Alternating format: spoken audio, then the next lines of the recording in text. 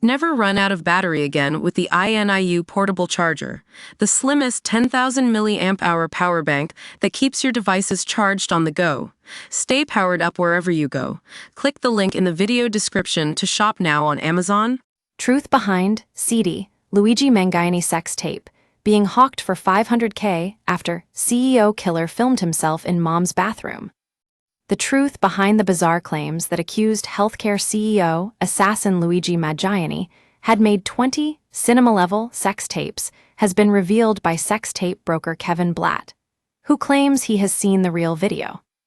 Blatt, who is famous for helping celebrities broker deals or suppress sex tapes, claimed that rather than a series of 20 cinematic movies, Mangione allegedly recorded a few low-quality, seedy solo sex clips for a Grindr user from his parents' bathroom. He spoke out after an insider alleged the 26-year-old had made a collection of highly stylized, quality sex tapes as part of a twisted desire to be ogled in his own private porno empire before his arrest. In an exclusive interview with the U.S. Sun, Blatt cast doubt on the X-rated claims, saying the only video that he had come across was around 1.5 minutes long, definitely not high-production stuff, and he doubted the other tapes existed. However, he did reveal that the man who Mangione allegedly sent the tapes to had been trying to sell them for $500,000.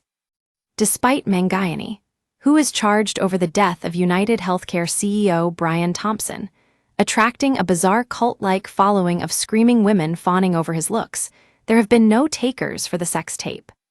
I'm known as the #1 sex tape broker in the country, so if I haven't come across a tape, it's pretty safe to say it doesn't exist, Blatt said. So I don't believe that he has 20 tapes out there. If there were 20, I definitely would have seen more than I have. And I don't believe he was making videos with women. The video I have seen is not high-production stuff. It's pretty seedy, solo stuff that looks like he recorded it in a bathroom at his parents' house, and in a bedroom, and then sent to a man he met on Grindr in 2020. They had struck up a friendship, you could say, and began texting each other, and Luigi sent him the video. It's about 1 minute, 20 seconds, and is made up of shorter clips. He was using an alias, which is quite common for this kind of thing, but the phone number the videos were sent from has a Maryland area code, which is where he is from, and you can actually match up his parents' bathroom from real estate listings of their house. And it's undoubtedly him. When this man saw that Luigi had been arrested, he couldn't believe that was the same guy he met on Grindr. Blatt hit the headlines last month after speaking out about Kanye West's sex tape. He mocked Ye for paying him $250,000 to have an embarrassing tape of himself having sex with an escort while high on MDMA taken off the market. Speaking after West's vile anti-Semitic rants on X, in which he said he loved Hitler, Blatt told the U.S. Sun he didn't want West to forget how many Jewish people had helped him over his career. Blatt revealed he was subject to a lot of hate from some of Kanye's crazed followers after he spoke out against the Yeezy founder, and now wanted to distance himself from Mangione's twisted fans, some of who even have tattoos of the accused assassin. The person who approached me wanted me to help him get a $500,000 deal for this tape, Blatt said.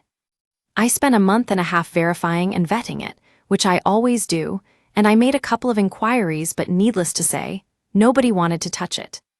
Most people were like, I don't want to touch anything that has to do with murder. I don't want to support someone accused of murder, which I completely understand.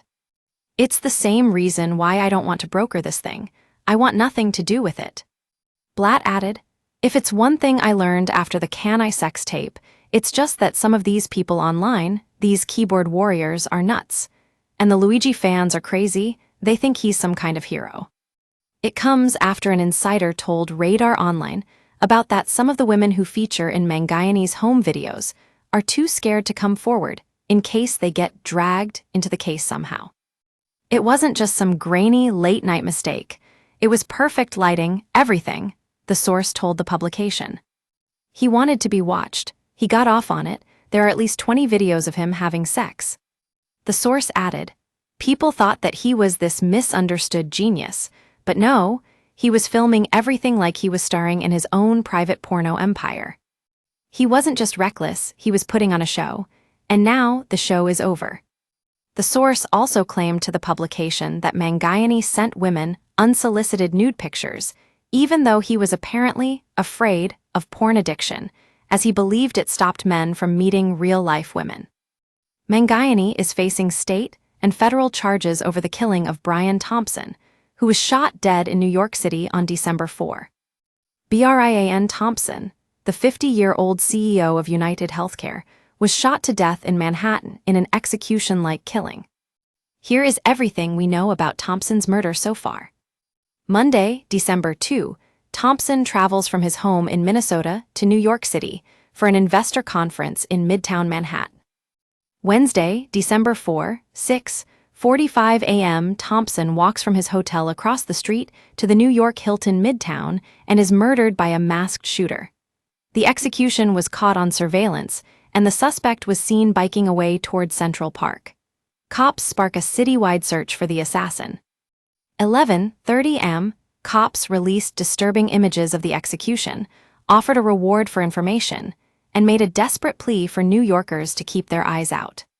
12:00 p.m., Thompson's estranged wife, Paulette, revealed her husband had been threatened before he was shot. 2:45 p.m., cops released more eerie images of the suspect ordering at Starbucks that partially revealed his face. The U.S. Sun confirmed the coffee shop was just 2 blocks away from the shooting, but it's unclear when he stopped by. December 5, 6 a.m. reports claim the words deny, dispose, and defend were engraved on live rounds and shell casings left behind by the assassin. These words echo the book Delay, Deny, Defend, which is about the failings of the healthcare industry. The author of the book had no comment on the reports. 8 m cops raid a hostel in the Upper West Side of New York City, where the suspect is said to have stayed. It's believed he wore a mask for most of the time he was there. 11 am, a person of interest in Thompson's murder is pictured. He's wearing a hood in the photo, but his full face could be seen breaking into a beaming grin. Still, no arrests have been made in the investigation. Afternoon law enforcement confirms the suspect arrived in New York City on a Greyhound bus on November 24. It's also confirmed that the suspect dropped a burner cell phone near the scene of the shooting. December 6, 3 p.m. police announce they believe the killer has left New York City via interstate bus. They release more surveillance footage that shows him taking a taxi to the George Washington Bridge bus station. December 9, Luigi Mangione, 26, is arrested as a strong person of interest at a McDonald's in Altoona, Pennsylvania. He was carrying a 3-page manifesto, fake IDs, and a gun similar to the one used in Thompson's murder.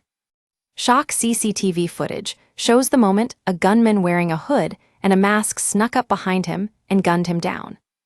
Thompson died from multiple gunshot wounds to his back and legs, police said.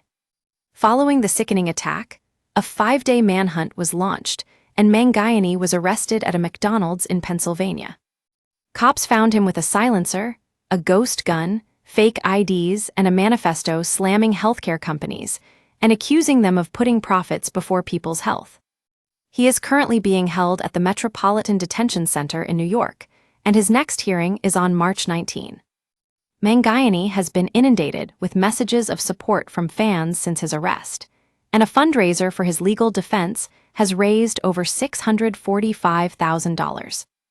Twisted devotees have been spotted wearing clothing depicting him as Jesus, and he and his legal team have had to beg fans to stop sending so much fan mail to him in jail. Luigi Mangione, 26, was regarded as a beloved, clever, and wealthy man by his family, friends, and all who knew him. He was born and raised in Maryland and graduated as the valedictorian from the private all-boys Gilman School in Baltimore.